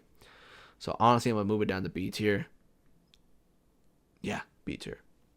Moving on. What else we got here? Oh my God. Adrian Yanez versus Rob Font. Adrian Yanez did have a lot of hype coming in this one. And he was catching Rob Font with those. Because Adrian Yanez is a dip and rip fighter. He was doing his dip and rip style against Rob Font. Rob Font was able to catch Adrian Yanez's head with the collar tie. As Adrian Yanez was trying to go for a shot over the top. And after he grabbed his head, he was able to frame and land the meanest uppercut I've ever seen in my fucking life. I mean, Adrian Yanez went flying. I mean, this is a still shot motion of him in the air. After getting hit with the meanest uppercut I've ever seen. Adrian Yanez had a lot of hype coming to this fight. And the frog check on this one was fucking crazy. But for it being a lower ranked bantamweight fight in I think it was number 9, number 7, I think. But the way that Rob Font won, man, the way he put him out like that, it was so fucking nasty. And Adrian Yanez's hype just derailed immediately. I think he got leg kick TKO'd by Jonathan Martinez after this. Adrian Yanez went on a downfall after this. So honestly, I'm gonna put this fraud check right here into the A tier, man. Had a lot of hype coming behind him. If he was winning the fight, they thought he was gonna run through Rob Font and be the future of the bantamweight division, give everybody some problems. Rob Font still got it. Collar tie into an uppercut, slams Adrian Yanez flying across the octagon, puts him away. Nasty finish, nasty KO, hype derailed. Let's go. Moving on. Ooh, nobody can Piper. Jack Hermanson. This was awesome to watch because this is I think right after Piper knocked out Marc-André Barriault. And man, you're like, oh, he's gonna put out Jack Hermanson. He's gonna put this guy out, man. I mean, Jack Hermanson, pillow hands, no output. But Jack Hermanson, bro, he's a crafty bit. This guy shows up I think he came after like 2 years of not fighting, I think. and puts on this performance. He loses the first two, I believe, and then wins the last three. No, I think he lost the first round and then won the last four, I believe. Jack Hermanson not really come back, but just outcrafties Joe Pyfer. Joe Pyfer gassed, man. This is when this is my thing I said about Joe Pyfer before. Joe Pyfer is so one-dimensional. He loves that one-shot KO. Anytime he doesn't get that one-shot KO and he's forced to fight a different fight, he's uncomfortable and he will not win. And this is exactly what happened. This is what I was talking about. They thought Joe Pyfer was going to come in here and knock this guy out, make easy work of him. They thought he's the future of the division, but Jack Hermanson says, fuck all that. I'm going to come off of 2 years of not fighting. I'm going to put on a nasty performance against Joe Pyfer, a prospect, and just fucking dip for next 2 years, and then I'll come back and beat another prospect. Jack Hermanson comes up. What a great performance, dog. Great performance, crafty performance, outstrikes, outdoes Joe Pyfer. Joe Pyfer gassing out. Joe Pyfer just really looks like he's about to get teed off on. There's a couple moments where Joe Pyfer did get teed off on, and he did get exposed. Major fraud check. They're like, Joe Pyfer fucking broke the Francis Ngannou record on the at the UFC PI. This guy's a fucking animal. This guy's gonna beat This guy's gonna beat Jack Hermanson. Hell no. My boy Unk still got it coming out after 2 years, I think, of no fighting. Fraud checks Joe Pyfer. Just makes him look like a fucking silly boy. And makes him look like he's not supposed to be out there. Makes him look like he's not supposed to be fighting at this top level. Sends his ass back to the fucking prelims. Let's go, boy. But Joe Pyfer did have a main card spot, but major fraud check from Jack Hermanson against Joe Pyfer, dude. Awesome. Joe Pyfer did have the hype coming in. Everyone was thinking the first round KO. Broke the Francis Ngannou record. This guy hits so hard. This guy's going to be a problem. Man. He's only going to get better. He's training with Sean Brady. Gets exposed, my brother. One-dimensional. Forced to fight another fight he's not used to. Gets uncomfortable. Is going to lose, and he did. That was a good one to watch. Moving on. All right, let's go more of an unranked fight. Some people might not know. It's kind of blurry. I think it's Carlos Diego Ferreira versus Mateus Rebecki. Mateus Rebecki was a minus 400 coming into this fight, and Diego Ferreira beats the fucking shit out of Mateus Rebecki, dude. Mateus Rebecki is a slugging fighter. He throws big meaty shots, loads up. Diego Ferreira puts a fucking beating on him, man. A beating. You know, Diego Ferreira was the underdog in this fight, but he fucking frog checked the shit out of Mateus Rebecki. But after this, Mateus Rebecki did have a war with Maitek Oralby, and did get the dub. But man, this was a crazy upset, a crazy fraud check upset. I bet on Mateus Rebecki to win this fight, and he got the shit beat out of him. I think this was Lewis versus Nascimento, I believe. Yeah, Lewis versus Nascimento is when this happened. And Diego Ferreira puts a fucking beating on Mateus Rebecki.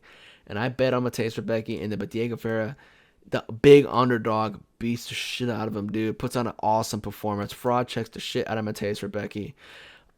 Just the performance alone, and just this picture of Mateus Rebecki on the ground after being finished, dude. And from being just absolutely fucking dominated, man. And just out of nowhere great performance from Diego Ferreira. This is going in the A tier because it's not a high profile prelim, but it's a prelim fight, and it was awesome to watch, man. Awesome. Derek Lewis versus I think something De Lima. This was on the Poirier Gaethje card in Utah, and Derek Lewis comes out there with a flying knee and knocks him out. Yeah, this is another one of those things that they do with Derek Lewis. They get some random lower ranked heavyweight, throw him in against Derek Lewis. Derek Lewis fraud checks him. Usually not just knocks him out. Fraud checks him. People thought that he was going to tear up Derek Lewis because he has good leg kicks. And this guy tore up Junior Tafa with leg kicks. Finished Junior Tafa with leg kicks. Death thought he was going to come in there and beat up on Derek Lewis, get him with the leg kicks, mix up the striking. But Derek Lewis comes there, fucking flying knees, KOs him, and finishes him on the ground. Spectacular. That's all I got to say. And then I'm putting this shit in the S tier. S tier fraud check right here. Because of the fashion, the way that Derek Lewis did it. And yeah, I'm running out of space on the S tier. I got to shorten these up. I got to shorten all these up, man. Shorten all these up so I can make room. Or I might just put them over it. Yeah, I'm going to start stacking them over. Because you guys already got the picture. Okay. So yeah, man. Derek Lewis, flying knee KOs. Lima puts him out on the ground after that. People thought that Lima was going to finish him with the leg kicks. I'm pretty sure Derek Lewis was a slight underdog in this fight. Derek Lewis goes out there immediately in the fight, throws a flying knee, and right after the fight, fucking takes his shorts off, starts shaking his belly or whatever the fuck. But man, takes his shorts off. His balls were indeed hot that fight, so he got the fight finished over fast. Great moment from Derek Lewis. He was running around the cage with his fucking shorts going like this, like a lasso. Man, bro. Awesome to watch from Derek Lewis. Great fraud check. Just in the fashion of it, really. Moving on. Rebellious of Spain versus Waldo Cortez Acosta. This is going into S tier for sure. I mean, they're like, this guy's fights only last like right after 10 seconds. His last fight only lasted 14 seconds. His last few fights only lasted like a minute long. He always finishes everybody. And Rebellious of Spain gets absolutely fucking wrestling mogged by Waldo Cortez Acosta in the best way possible. I'm pretty sure this was on the Nascimento Lewis card, on the same card, and fraud checks the shit out of him, man. Fraud checks. Another fraud check that happened on this card I did not mention was Chase Super versus Vyacheslav Borshev. That was another big fraud check on this card. And this Spain, the big wrestling hole in his game that everybody was expecting for somebody to go out there and do. Waldo Cortez Acosta was the guy. People thought they was gonna finish Waldo Cortez Acosta. His fights usually only last 30 seconds. This guy's gonna knock him out. This is a Taekwondo black belt. This guy is a Cuban. He's 6'7". He's a Cuban experiment. This guy is so fast on the feet. Huge knockout power. Knocks everybody out. Bro, as soon as you get a double leg shot on him, gets on the ground. This guy's fucking nothing, man. He's nothing, bro. This guy's fucking wet bread. Soaked bread. Just absolutely nothing. Absolute cheeks on the ground. Exposed. After this, he just straight up just fucking left the UFC to go do karate combat, where you can only fight, where there's a sport with no grappling. Yeah. This guy, the fucking fraud check was huge on this one. It was huge. He was a favorite. Gets absolutely fucking fraud checked by Waldo Cortez Acosta in the wrestling. And yeah, Waldo Cortez Acosta. The big hole in his game that everybody knew that he was going to get exposed one day, got exposed finally. But people thought, Waldo Cortez Acosta, he is not the greatest fighter. So people thought he was going to get himself knocked out in this fight. But that was not the case, man. Just was not the case whatsoever. And he was able to get it done. Get it done by decision, beating the shit out of Rebellious of Spain on the ground. And yeah, man. Waldo Cortez Acosta gets it done. So I'm gonna put that over the Sean Strickland in the S tier. In the S tier spot. Moving on. We do got some more S tier competitors, but moving on, we're gonna go with Calvin Kattar versus Giga Chikadze. So in this fight, Giga Chikadze was trying to stay plotty, trying to stay on the front, trying to stay flat-footed just to land some big shots on Calvin Kattar.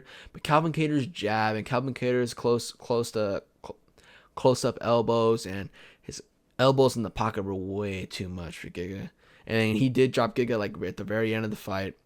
But the whole fight, it was just straight pressure from Calvin Kattar. And this is when Giga Chikadze was like, I think I deserve a title shot against Alexander Volkanovski after you beat Cub Swanson. think Cub Swanson and Andre Philly, this guy was like, I think I deserve a title shot. This guy was fucking off his fucking marbles. And going in against Calvin Kattar, he was the favorite in this fight. He gets absolutely exposed, man. But again, it was a competitive fight, though. There was moments where Giga Chikadze was landing on the feet. I believe that Giga Chikadze was winning the most around 1, and I think round 4 too. Like Giga Chikadze did have some moments where he was planting his feet and throwing, but Calvin Kattar's jab and Calvin Kattar's pressure was way too much. He was backing up way too much in this fight, got tired, and overall just couldn't put up a fight back against Calvin Kattar, man. And Calvin Kattar gets it done by decision, dominant victory, man.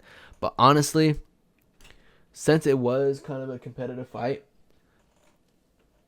I'm gonna have to put it in the B tier. Since it was kind of a competitive fight, no, not really, man. Yes.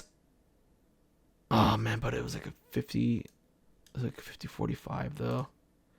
Exposed. Okay, I'm gonna put this one in the A tier. A tier fraud check. Just the overall dominance, and then the fact that this guy said that he thought that he was supposed to get a title shot against Alexander Volkanovski, and he's ready, brother. You got fraud checked by Calvin Kattar, who's number 6, dude. What do you think Max Holloway or if Alex Volkanovski is gonna do to you, bro? That boy's gonna molest you in the octagon, of course. Moving on. We're going to get some controversial ones. Jan Blachowicz and Israel Adesanya. People thought Israel Adesanya was going to outstrike Jan in this fight. They thought he was going to put up a striking masterclass. Botched. I touched my dog's willy. They thought that he was going to put on like a masterclass in this fight and beat Jan Blachowicz, get the double champ status. But of course, Alex Pereira is better than Israel Adesanya in anything he does. He was eventually able to do the thing that Israel Adesanya couldn't, become double champ and beat Jan. And honestly, this was just overall not necessarily a fraud check, but just to kind of like calm down, little bro, you ain't all that type of moment. So Jan able to actually outstrike Adesanya and able to mix it up. Too big, too muscular. Really just little bro'd him. Like, calm down, little bro. You ain't gonna beat me. You're not gonna beat John Jones. Calm the fuck down. Put him in his place, back in middleweight. F tier fraud check. We got another one. I want to talk about this one right now. Alexa Grasso versus Shevchenko 3. So Alexa Grasso fluked a choke in the first fight. Got gifted a draw, even though she lost in the second fight. And then in the third fight, we just saw exactly how the first fight was supposed to end. Grappling from Shevchenko. Grasso just not able to do anything off her back, not able to get up, not able to really. Grasso, man. I mean, Grasso is so mid so mid, man. I mean, honestly, I don't know how she got this far, especially seeing the hole in her game that Valentina Shevchenko just absolutely exploited. But it was a boring ass fight. And I think this just opened eyes of this how mediocre Alexa Grasso is. Not really necessarily a fraud check, but how mediocre Alexa Grasso really is. And really, those first 2 fights, she did get lucky. I mean, that fluke choke, I mean, it was a fluke. Honestly, at this point, it's a fluke. Because seeing how her latest performance against Shevchenko and their latest performance against Natalia Silva, I'm surprised she became champion, dog. I'm surprised that she was a champion. Yeah, I think this fight just really showed that she was just not really all that ever. And she just got lucky the first 2 fights. Moving on. Absolute war. Mateusz Rebecki versus Mytek Orolbai. War of a fight, back and forth, but we just see that Mytek Orolbai is, in fact, not invincible. And Mateusz Rebecki, it was a great fight. Mateusz Rebecki drops him in the third. Deadass, I thought Orolbai was dead on the ground when he was on his back against Orolbai with blood all over his face. He couldn't see out of his fucking eyes. His dude's already fucking aging from the ice age. He can't see. And then now his eye is swollen and he has blood in it. This guy really can't see. And Mateusz Rebecki puts on Awesome performance against Oralby. Drops him. Overall, just wins the fight. But it was a back and forth fight. But it was just not necessarily a fraud check, but just a really able to show that Matej Rebecki, or no, Mytek Oralby is in fact human. And he can get hurt, and he can get wobbled, and he can lose. And Matej Rebecki stops Mytek Oralby's momentum. Jonathan Martinez versus Jose Aldo. I mean, it wasn't a terrible performance from Jonathan Martinez. But again, it's 38-year-old Jose Aldo coming out of boxing and puts a whooping on your shit. 29-28, 30-27 whooping on you. Beats the shit out of Jonathan Martinez. Jose Aldo, fast as he ever was. Great boxing. Had good leg kicks when he did throw them, but he just kind of abandoned them. Overall, won all 3 rounds. Put a clinic up on Jonathan Martinez. Came out of nowhere. Put a clinic on. They're like, oh, Jose is old. He's coming off boxing. Honestly, stops Jonathan Martinez's momentum. But he's an all-time legend. All-time legend. And he's honestly he does have wins over people who are still in the bantamweight rankings today. So if I had to rank this, I mean, he did come back out of boxing. He did come back after retirement against Marab. And he just came back and beat up Jonathan Martinez, who was a prospect at the time that people thought he was good. Not necessarily who they thought was going to be a champion, but who thought he was really good for his ranking and deserved his ranking spot at the time. And Jose Aldo just put a fucking clinic up on him. So I'm going to put that in the A tier because people thought Jonathan Martinez, the younger fighter, and to give Jose Aldo some problems. Jose Aldo, we haven't seen him, in a few years. What is he going to look like after being out from the UFC for 3 years? Comes back, puts on a clinic, looks as good as ever. A tier fraud check. Stops Martinez's momentum in his track. Martinez was coming off a leg kick TKO over Adrian Yanez. People had a lot of hype because Adrian Yanez still had some respect to his name. But Jose Aldo comes out of nowhere and says, hey, bro, your time is up. Daddy's back in the UFC, baby. And puts on a clinic against Jonathan Martinez. A tier. I mean, honestly, it wasn't that much hype for Jonathan Martinez. I'm going to put it in a B tier. Fraud check for me. Just because of the momentum that Jonathan Martinez has and the hype he did coming in this fight. Being in a big spotlight fighting Jose Aldo on his return. So, big spotlight. Decent fraud check.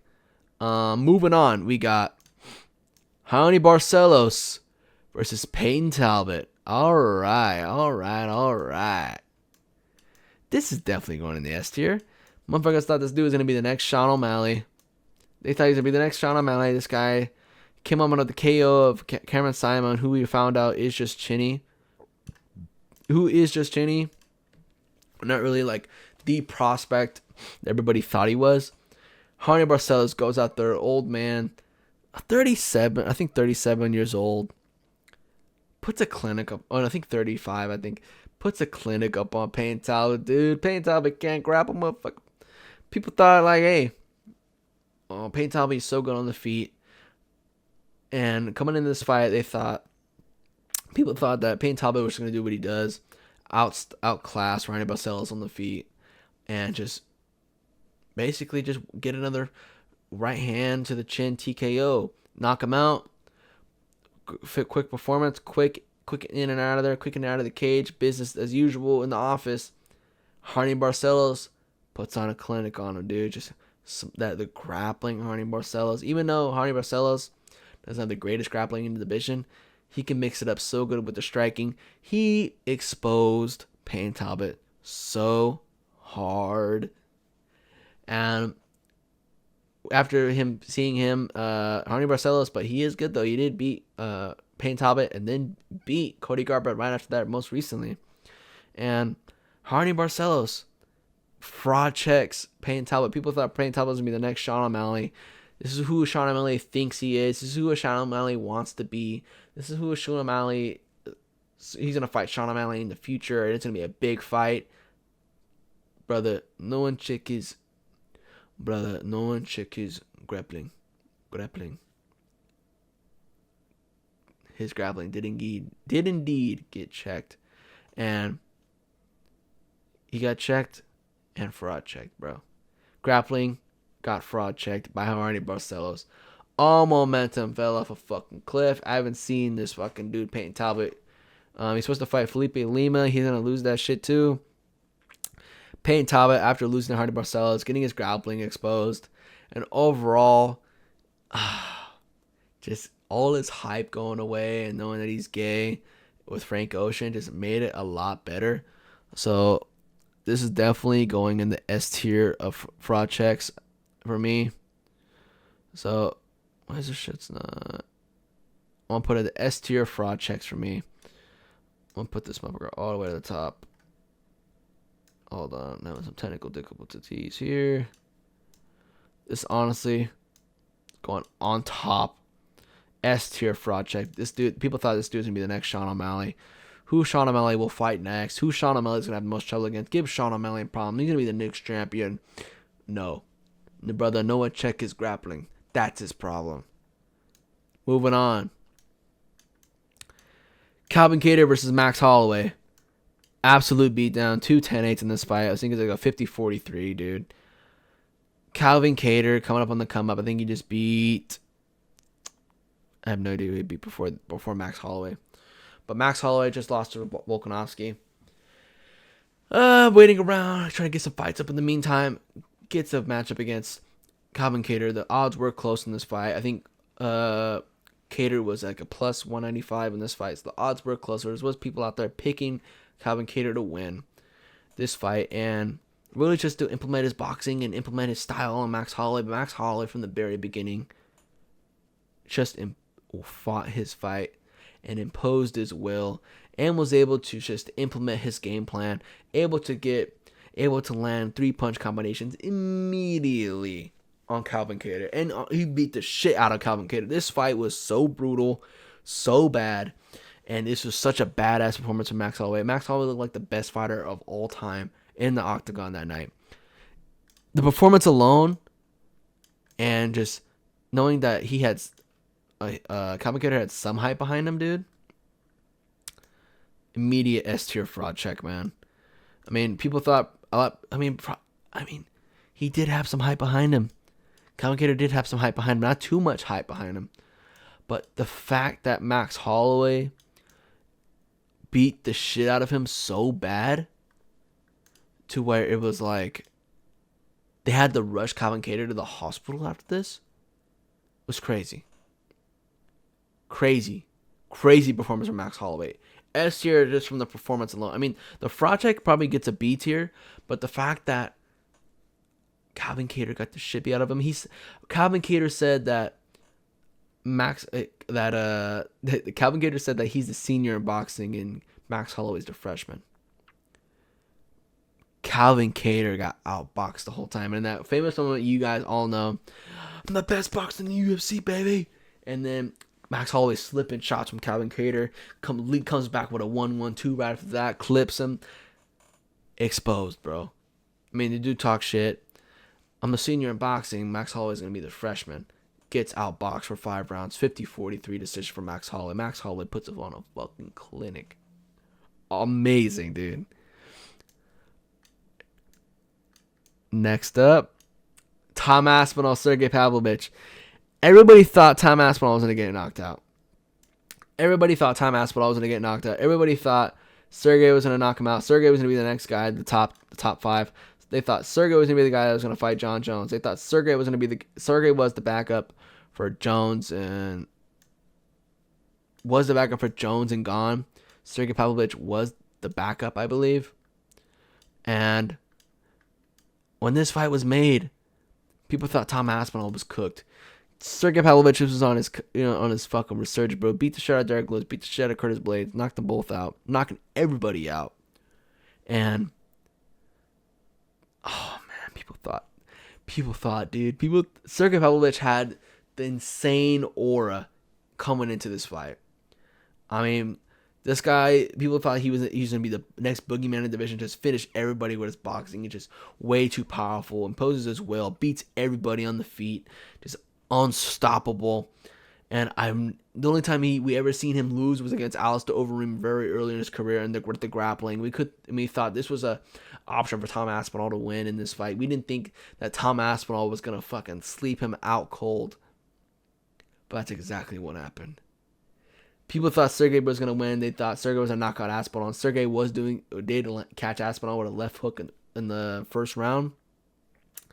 And man, when Tom Aspinall landed that 1-2, I knew that Tom Aspinall was too fast for Sergey. I knew there was a chance that Tom Aspinall was gonna knock him out, but the fucking Sergey Pavlovich aura was so powerful. I didn't think it was gonna happen. I thought Tom Aspinall was gonna submit him, and he needs to get him to the ground immediately. But the aura was just blinding, the light that I was getting from Tom Aspinall, man. But Tom Aspinall goes out there, lands the 1-2 on the dome. Sergey folds. And then Tom Aspinall follows it up beautifully. I think he hits him with a 2-3 on the way down, and then hammer fist immediately. Sergey's out cold. Hype train derailed. This guy ain't beating nobody. Goes on a downfall after that. Oh, man. I mean, the hype this man had coming into this fight was insane. People thought he was going to be the next guy to beat John Jones. He was going to beat John Jones.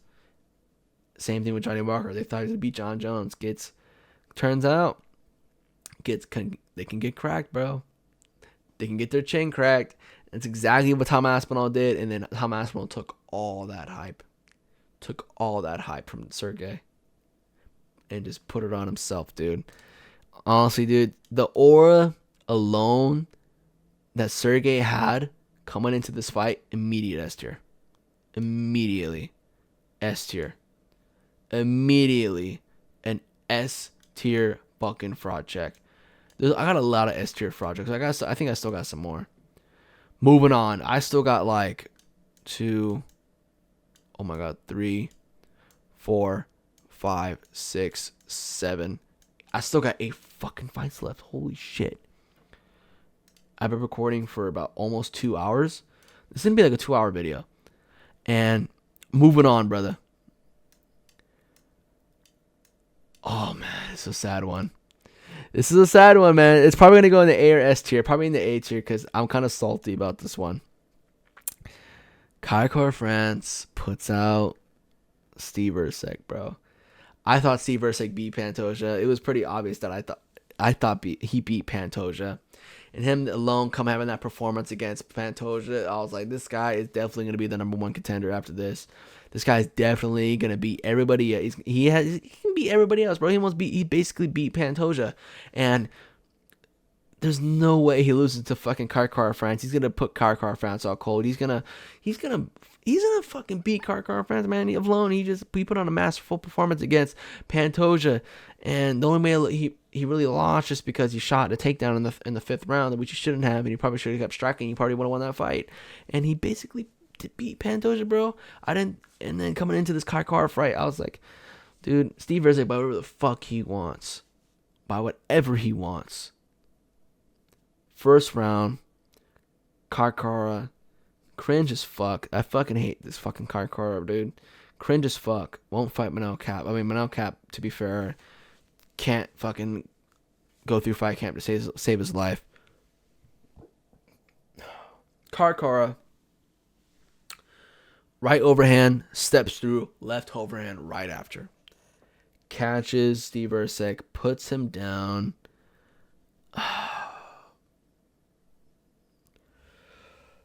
Okay. All my lomies love Steve Erceg, and then when this happened, the hood was very, in fact, sad. The hood was very sad when this happened, and the hype for Steve Erceg really fell off after this one, man.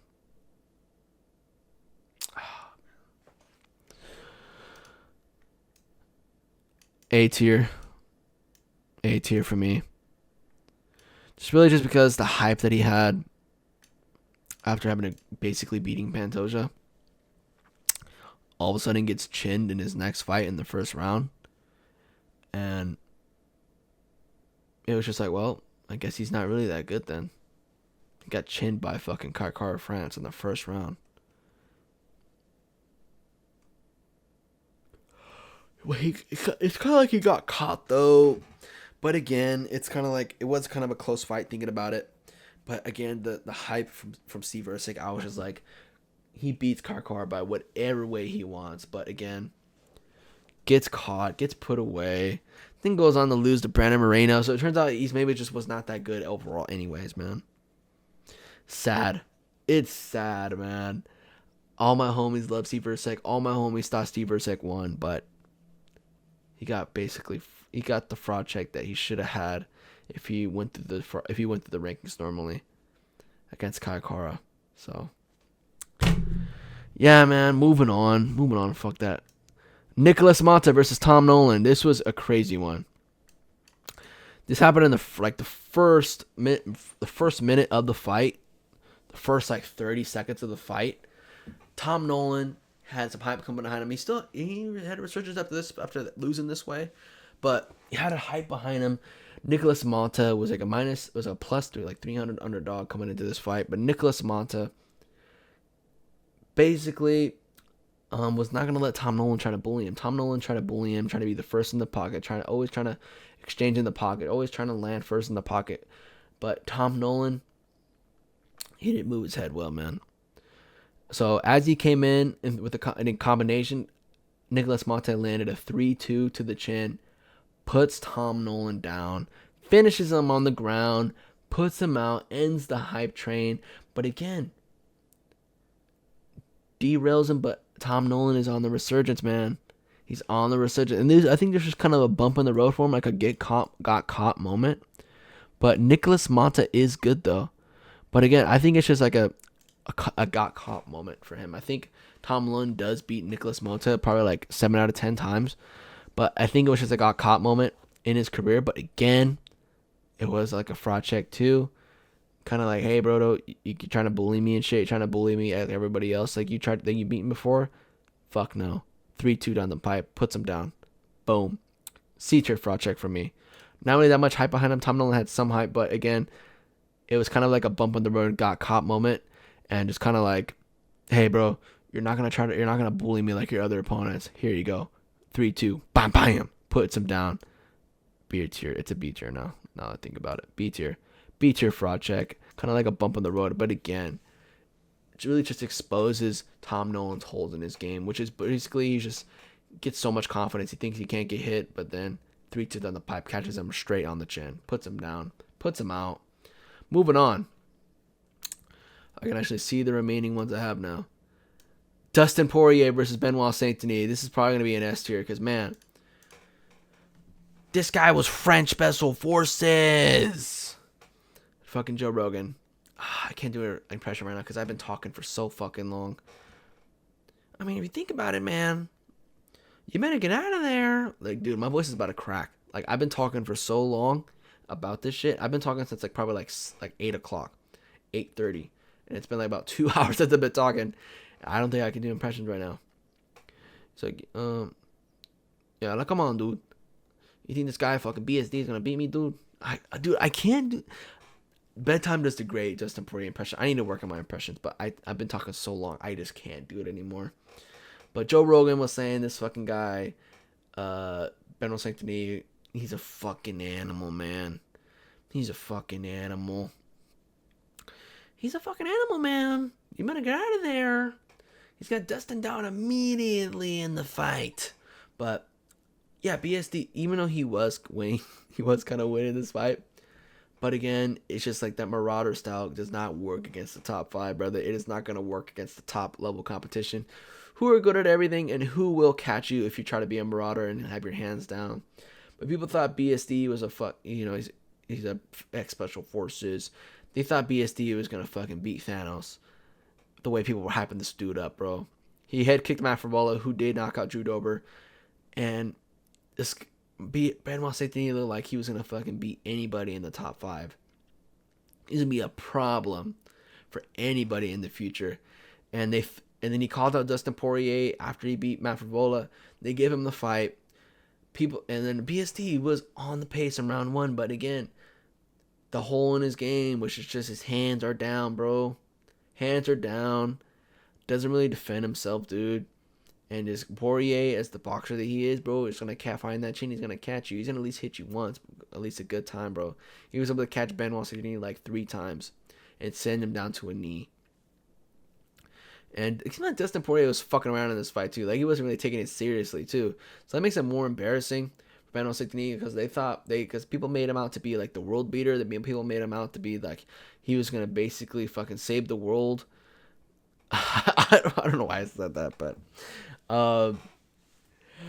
they made Benoit Saint-Denis come out as like I don't know, like he has fucking superpowers, like, and he was just gonna beat everybody, and this guy was a real problem for everybody in division. I mean, Benoit Saint-Denis, his style will be good against people like probably like 20 years ago when the UFC first started. He'd probably be a champion, but not in today's era, brother. Not with defense skills like you, bro. You're not gonna fucking get very far in the division at all if your chin is wide open for the taking against someone like Dustin Poirier. Poirier puts him down, puts him out. Must give him like y'all must have forgot performance. That this is what I do. This is what I do best.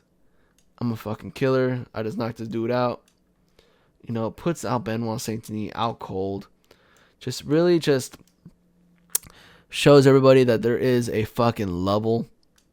There is a level, dude, and you can't just throw anybody in there with the top 5, especially at lightweight with the fucking killers up there, especially against Dustin Poirier, against somebody, if you have somebody who's just really just doesn't have great striking defense like Benoit Saint-Denis. But yeah, bro, people thought that Benoit Saint-Denis was going to beat Dustin Poirier. A lot of people thought Benoit was going to beat Dustin Poirier. And it was just like, nah, dude. I mean, he can maraud his way to a decision, but he can't do that shit forever. Dustin Poirier, you know, if you're going to run at him with your hands down, he's going to catch you coming in, dog. That's how it is. And that's exactly what happened. So that's an S tier because of they gave him a crazy jump up in the ranking against Dustin Poirier. And Dustin Poirier just showed him that, like, hey, bro, you're not even supposed to be ranked, dog. But boom, left hook to the chin, sends him out cold. Laying flat on his back, just done, bro. S tier fraud check from Dustin Poirier. This is an old one. Cowboy versus Alexander Hernandez. Alexander Hernandez was talking so much shit in this fucking build-up, and you're an old man, dude. I mean, Cowboy was like 36. Just calling Cowboy old, calling him shit. He can't fucking fight. You have to move down to lightweight now because you can't compete at welterweight. Cowboy shuts this motherfucker up immediately. I mean, not immediately, but he shuts Alexander Hernandez up. I mean, Alexander Hernandez, he did do good like the half of the first round, but Cowboy just started extending his combinations, started drilling to the body, and eventually, after drilling to the body so much, and just extending his combinations, not really just confusing Alexander Hernandez, Cowboy dipped down like he was going to go to the body, but threw the leg up top for the head kick, puts Alexander Hernandez down, finishes them a ground and pound, fraud checks the fuck out of him, man. Just give him like, hey, bro, this what you get for talking shit, bitch. Boom, puts him out cold. Masterful shit. Great shit from fucking from Cowboy. Puts Alexander Hernandez down, shuts his ass up. That's going in the A tier. In the A tier, man. A tier fraud check. So much shit being talked from Alexander Hernandez in this fight. You're old, bro. You moving down the lightweight, bro.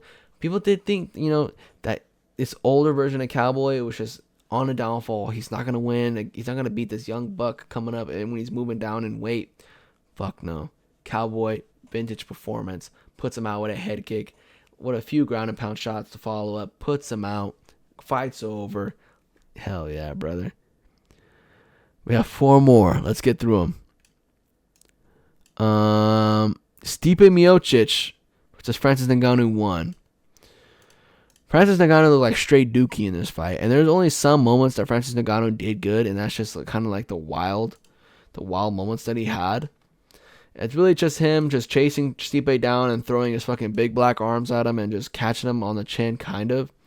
And it kind of does stumble because Francis Ngannou does have that overrated power. But it's like, overall skill for skill, Stipe was just able to outclass him, dude. Outclass Francis Ngannou.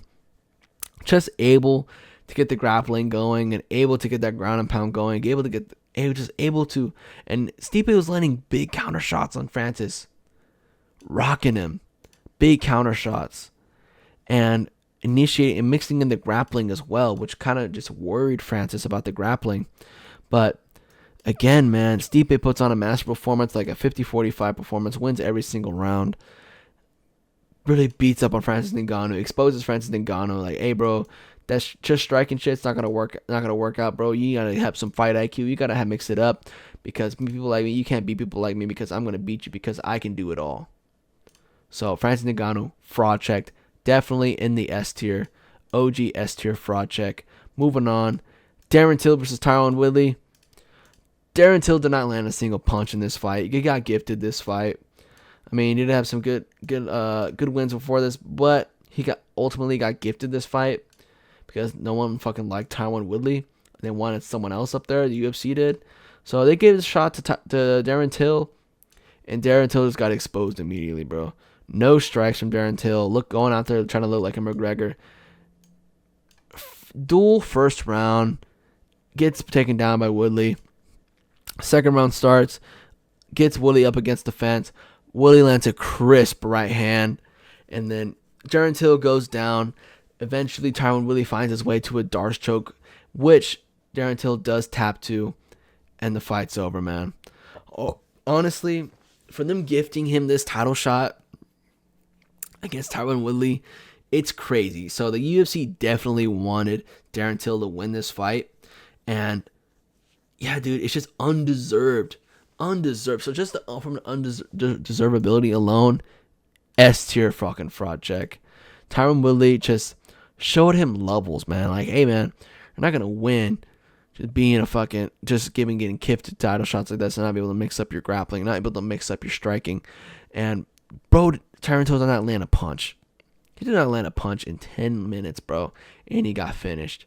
Embarrassing performance from Darren Till. Great performance from Tyron Woodley. Tyron Woodley is able to actually be the striker for the striker versus grappler matchup and put Darren Till down and submit him with a Darce choke. Yeah, dude. Just ultimately just favoritism that gets Darren Till killed in the octagon. And yeah, man. And then after that, Darren Till just didn't do so good after that, man. Fraud checked at the finest. And I feel like probably the biggest fraud check at the time. It really. Darren Till being gifted, but still gets fucking knocked down, gets submitted. Just shown that he's not even supposed to be out there against that high level against Tyron Woodley at championship level. He beat Wonderboy, but yeah, man, you can't get gifted a title shot after that, and then go out there and look like shit, and get submitted, get dropped, and then submitted. Moving on, Ace S tier fraud check, just from the title shot alone, him getting it alone, man. Just the UFC just behind him the whole time, man. Moving on, Victor Petrino versus Anthony Smith. Anthony Smith fraud checks this guy within a minute with a guillotine. Honestly, Victor Petrino had all this hype in the world, and out of all people, he gets submitted by Anthony Smith. And this is, if you're getting submitted by Anthony Smith at fraud check, immediate S tier. Immediate S tier, bro.